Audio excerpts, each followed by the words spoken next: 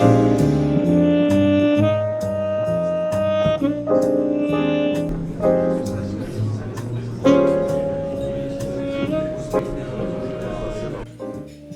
à tous, merci d'être présents parmi nous ce matin. Je suis Jamel Merzouk, je suis directeur de Business Line. Business Line, en quelques mots, fait partie du groupe Global Technologies qui intervient depuis une vingtaine d'années dans le monde de l'infrastructure, du VSAT et du déploiement à l'international. On a aussi une entité en France qui assure du consulting sur le monde de l'ITSM, donc des connaissances de différents outils concurrents, des connaissances sur la mise en place de catalogues de services et des connaissances sur les métiers qu'on appelle nous du service delivery management. Donc dans nos équipes, on a des incidents, des problèmes, des change managers qui sont les super utilisateurs des outils de TSM. Business Line existe depuis une vingtaine d'années et nous intervenons aujourd'hui avec des clients qui sont de toute taille, de toute région et de tout domaine. Aujourd'hui, en face de moi, j'ai des clients qui, ou des prospects en tout cas pour aujourd'hui, pour certains, viennent de différents secteurs. On a le secteur pharmaceutique, le secteur industriel, le secteur du luxe, le secteur de l'assurance et de la finance. Et aujourd'hui, vous avez un dénominateur commun qui est la notion du client. Vous avez tous des clients internes ou externes pour lesquels vous essayez d'apporter une satisfaction élevée. Ces clients, internes ou externes, vont faire part de demandes, de réclamations, d'incidents, de demandes d'informations. Donc, pour accéder à un niveau de qualité important, vous allez mettre en place un helpdesk ou service desk ou service client. L'idée, c'est qu'on puisse répondre rapidement à une question pour obtenir un client satisfait. On s'est rendu compte depuis ces dernières années que une seule personne ou un groupe de personnes n'était pas suffisant pour apporter le niveau de réponse exigé. Du coup, intervient cette notion d'expert. Un expert, c'est quoi? C'est une personne qui, au sein de notre organisation, a les connaissances, les compétences, les droits pour résoudre une problématique. Ces experts peuvent être de façon assez classique dans les DSI, les gens du niveau 2, du niveau 3, qui par leurs compétences ou les droits d'accès vont pouvoir régler une situation. Aujourd'hui, les experts peuvent aussi être du domaine de la comptabilité, l'expert financier, du domaine juridique ou du domaine marketing. L'idée, c'est quoi? C'est typiquement, vous êtes une assurance, vous avez des clients qui ont pris des contrats d'assurance vie, et un de vos clients appelle votre service client en expliquant ce mois-ci, j'ai eu un prélèvement qui est 3 fois supérieur à la moyenne. Qu'est-ce qui s'est passé? Donc le service client va prendre l'appel, mais n'est pas capable de répondre tout de suite. Il va escalader la demande, escalader le ticket, au service financier, qui va vérifier le calcul. Ensuite, le ticket va partir au service juridique, qui va vérifier la bonne application des conditions contractuelles, pour qu'ensuite, le support client puisse répondre avec l'ensemble des informations. Et donc, nous, ce qu'on a proposé, c'est de mettre en place une solution qui permette à tous ces gens, que ce soit à l'intérieur ou à l'extérieur de notre entreprise, de communiquer. Communiquer rapidement, parce qu'aujourd'hui, on est dans une culture, alors sans parler des générations Y ou Z, de l'instantanéité. Il faut être capable de répondre tout de suite. Une question amène une réponse. On ne peut plus expliquer qu'il faut un délai de 3 mois, de 6 mois, de 2 semaines. Et donc, pour ce faire, la communication au sein de l'entreprise doit être beaucoup plus rapide. Et donc, Business Line, qui est la solution qui est au centre de l'entreprise, va permettre d'enrichir un écosystème. Et cet écosystème peut être aussi en dehors de votre entreprise, à travers vos fournisseurs, vos partenaires, vos éditeurs. L'idée, c'est qu'un problème qui est posé par un de vos clients, interne ou externe, toujours, je préfère préciser, peut nécessiter l'intervention de plusieurs personnes. Et pour que l'information aille plus vite, il faut que ces personnes soient connectées au même applicatif. Ces demandes qui vont arriver de toutes parts vont arriver par téléphone, par email, par portail, par smartphone, par application automatique d'un applicatif métier. Et ces éléments-là vont pouvoir être connectés à votre SI. Aujourd'hui, on a beaucoup de clients qui reçoivent encore des courriers. Les courriers sont scannés dans une GED et la GED est interfacée avec Business Line. Et ensuite, pareil, la GED va créer automatiquement un ticket qui sera attribué à la bonne catégorie de personnes dans l'outil. Et puis la réponse aussi peut repartir sur la GED et repartir sur format papier. Il y a encore des clients qui adorent le papier. Nous, aujourd'hui, on est capable de proposer des solutions d'interfaçage avec votre SI. On a posé la question à nos clients en leur demandant, aujourd'hui, alors c'était il y a déjà quelques mois, voire quelques années, on va sortir une nouvelle version majeure. Qu'est-ce qui serait important pour vous? Qu'est-ce qui serait intéressant? Qu'est-ce que vous souhaitez retrouver? Et ils ont tous répondu à la même chose, on veut une solution qui est simple et ergonomique. Simple pour avoir l'adhésion des utilisateurs. Il faut que nos clients, internes ou externes, trouvent la solution tellement simple que pour eux, il sera basique de pouvoir communiquer et essayer d'éviter les appels téléphoniques. Donc on a développé une interface qui ressemble à celle-ci. Donc là, on est sur le portail client. Je suis client, je pose une question sur les garanties. Et qu'est-ce que je vois apparaître? Une barre Google. Pourquoi? Parce que Google, c'est ce qui a été publicité par nos clients. Google, c'est très simple, tout le monde l'utilise et ça fonctionne. On a une barre de recherche, on sait qu'on doit poser une question et on voit les niveaux de réponses qui sont proposés. Donc là, en l'occurrence, on propose soit l'accès à ce qu'on appelle la base de connaissances, toujours dans une notion de self-service. Aujourd'hui, vos clients, à 2 h du matin, peuvent se poser une question, ne pourront pas vous joindre, mais auront accès au portail et pourront poser des questions, avoir des réponses et trouver tout seuls leurs réponses. Ça, c'est quelque chose qui est important, qui est demandé par nos clients. Et à côté, si ce n'est pas suffisant, on a accès à un catalogue de services qui va se filtrer par rapport aux éléments qui ont été définis dans la barre de recherche. Alors, je vous rassure, le logo Business Line est paramétrable. Vous pouvez le modifier. Donc là, on a même repris un peu la typologie Google pour l'effet un peu comique. Mais l'idée, c'est que vous puissiez proposer à vos clients votre Google interne. Ensuite, ce qu'on vous a demandé, c'est d'avoir de la visibilité sur ce qui se passe à l'instant T. Et donc, nous, on a proposé des dashboards. Des dashboards, mais à destination des opérationnels. Donc les personnes qui vont traiter les demandes ont leur propre dashboard qui leur permet d'avoir une visibilité sur leur activité. Qu'est-ce qui se passe aujourd'hui? Qu'est-ce que j'ai à traiter? Et c'est valable aussi pour les responsables de service, pour les managers et même pour les PDG. Le PDG va pouvoir avoir une vision très synthétique de qu'est-ce qui se passe dans sa DSI, qu'est-ce qui se passe dans ses services.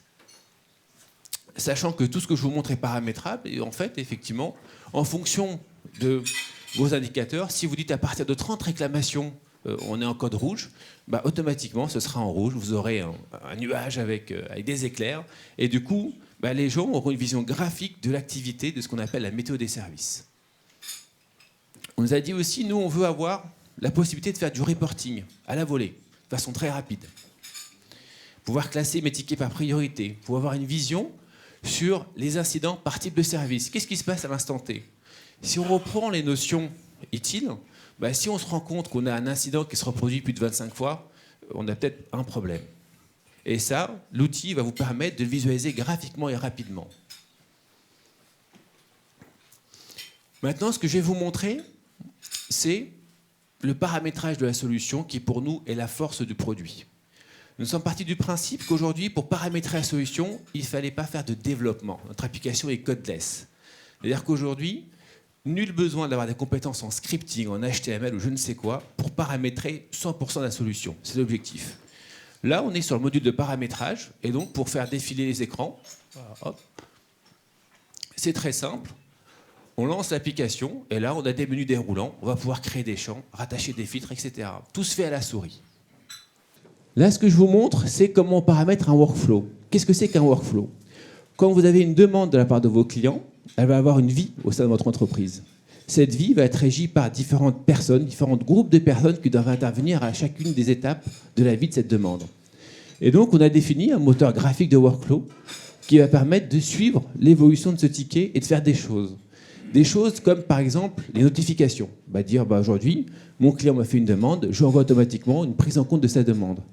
Et dans le monde de l'assurance, aujourd'hui, il y a beaucoup de contraintes par rapport à ça, notamment les normes ACPR, qui obligent les entreprises à faire un accusé de réception sous 10 jours. La solution peut être paramétrée pour automatiquement envoyer une confirmation d'information à la création d'une demande. Et là, vous gagnez du temps et vous gagnez en réactivité. Ces différentes étapes peuvent être attachées à des processus de notification, d'escalade, d'orientation, mais aussi des conditions de passage d'une étape à une autre, en disant, voilà, typiquement nous aujourd'hui, pour qu'une demande soit clôturée, il faut que le client l'accepte. Et donc, tant que le client n'a pas accepté, il est impossible de passer à l'étape suivante. Donc ça, c'est des règles de gestion que vous allez définir.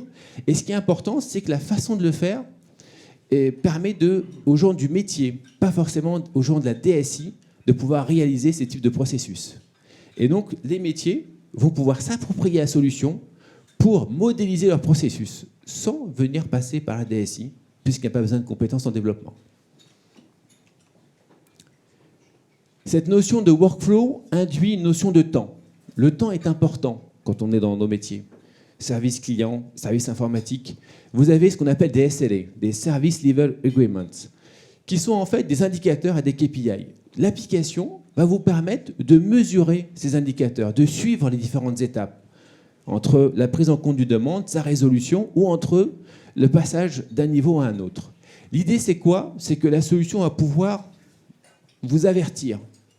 Typiquement, vous avez une demande urgente à traiter en moins de 2 heures. Si au bout d'1 heure, ce n'est pas traité, la solution peut soit vous avertir en disant « attention, on a une alerte », soit directement faire une escalade. Typiquement, dans l'informatique, un DSI a son application de messagerie qui ne marche pas. Si au bout de 2 heures, ce n'est pas résolu, c'est escaladé automatiquement au niveau supérieur parce qu'on considère que le niveau supérieur pourra interagir plus rapidement.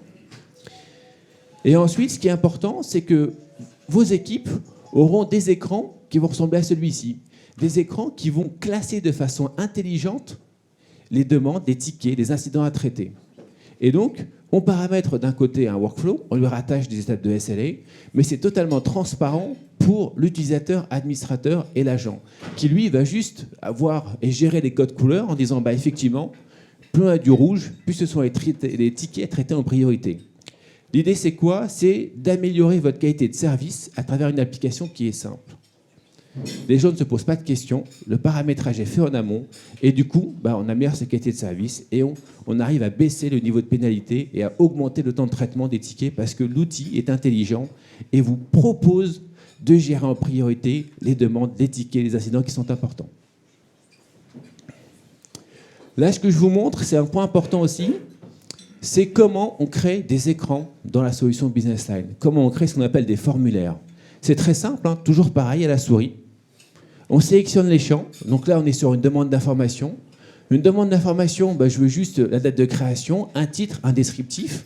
Il faut que ça reste relativement simple. Dans l'outil, on peut définir des écrans en fonction des personnes qui vont se connecter à l'application. Là, on est sur un écran d'un demandeur. Un demandeur doit pouvoir créer sa demande en moins de 3 clics. 3 clics, 2 champs à remplir.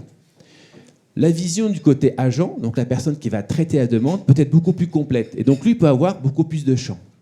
Et puis ensuite, vous avez aussi l'application mobile. Aujourd'hui, nos clients nous ont dit, voilà, nous, dans l'expérience utilisateur, alors ok, Business Line 2016 et Responsive Design, mais ce n'est pas suffisant. On veut vraiment qu'on reprenne la philosophie des applications mobiles. Et donc du coup, aujourd'hui, on peut paramétrer les écrans qui vont apparaître sur l'application mobile, pareil, à la souris, à la main. Donc, pour un même élément, demande d'information, un même service, vous pourrez avoir une vision propre au client, une vision propre à l'agent et une vision propre à l'application mobile. Le tout fait à la souris par vos opérationnels. L'application peut recevoir un email qui va créer un ticket, mais peut aussi communiquer et envoyer des emails. Et donc, se pose la question des templates d'emails. Et donc, dans la solution, on a mis en place un process très simple. C'est une association de mots et de valeurs qu'on va chercher dans les tickets, dans les demandes, dans la réclamation, qui se mettent à jour automatiquement. Et là, du coup, pas besoin de balises HTML ou je ne sais quoi, uniquement du texte, de la souris, et vous pouvez définir les textes par défaut qui vont partir de la solution. Et chacun de vos clients, internes ou externes, aura l'impression d'avoir un message totalement personnalisé. Je vais vous parler un peu de méthodologie parce que c'est quelque chose qui est très important pour nous. Les outils ont évolué, les méthodologies ont évolué. Précédemment, vos équipes expliquaient à nos consultants leur mode de fonctionnement, leur métier, comment ils fonctionnent au quotidien. Et ensuite, nos consultants vont paramétrer la solution riche des informations prises. Alors, on s'est rendu compte qu'il y avait beaucoup d'allers-retours, beaucoup d'incompréhension, et qu'entre le moment où on nous dit quelque chose et on l'applique, les choses peuvent avoir changé. Donc nous, aujourd'hui, on considère que ce n'est plus la bonne méthode de mise en place d'un outil. La bonne méthode, c'est quoi? C'est en fait former vos équipes dès le départ. Donc nous, ce qu'on préconise, c'est pour les key users, les administrateurs de la solution, c'est 2 à 3 jours de formation pour que les gens comprennent la philosophie du produit, se l'approprient. Ensuite, nos équipes sont toujours à proximité, soit à travers de l'accompagnement et de la définition de workflow, parce que comme on vous l'a expliqué, au sein du groupe, on a des experts sur le métier de l'ITSM, qui, lorsqu'on voit apparaître un client qui vient avec un workflow avec 25 étapes, dit attention, il y en a peut-être 20 trop, donc on va s'asseoir, on va réfléchir avec vous Pourquoi est-ce que vous avez autant d'étapes? Et on se rend compte souvent que c'était uniquement un mécanisme qui se reproduit. Il nous explique, on a toujours travaillé comme ça. Nous, aujourd'hui, on est là pour expliquer qu'aujourd'hui, il faut aller plus vite, il faut réduire le nombre de process. Et donc, on propose aussi un accompagnement pour la mise en place des outils en termes de processus. Et ensuite, qu'est-ce qui se passe? La personne qui a été formée chez vous, ou les personnes formées chez vous, sont au cœur de votre écosystème. Et donc, si vous avez un nouveau service à mettre en place, un nouveau rapport, un nouveau dashboard, la personne qui sera chez vous sera totalement autonome pour le mettre en place directement. Et là, du coup, pareil, vous gagnez en réactivité. Vous n'avez pas besoin de nous pour paramétrer la solution. On est là pour vous accompagner, vous présenter les nouveautés, mais surtout pour vous montrer comment fonctionne l'application. Maintenant, laissez-moi passer la parole à Hubert. Hubert de Montbine est un de nos directeurs de projet qui a une expertise sur les solutions ITSM, plus une expertise business line. Et ensuite, on laissera la parole à M. Fessard, qui a eu la gentillesse de nous accorder un peu de temps ce matin. Donc, il vient de la société Signalis du groupe Airbus et qui est un de nos récents clients qui a pu notamment tester cette méthodologie qui pourra vous faire un retour client. Oui, voilà.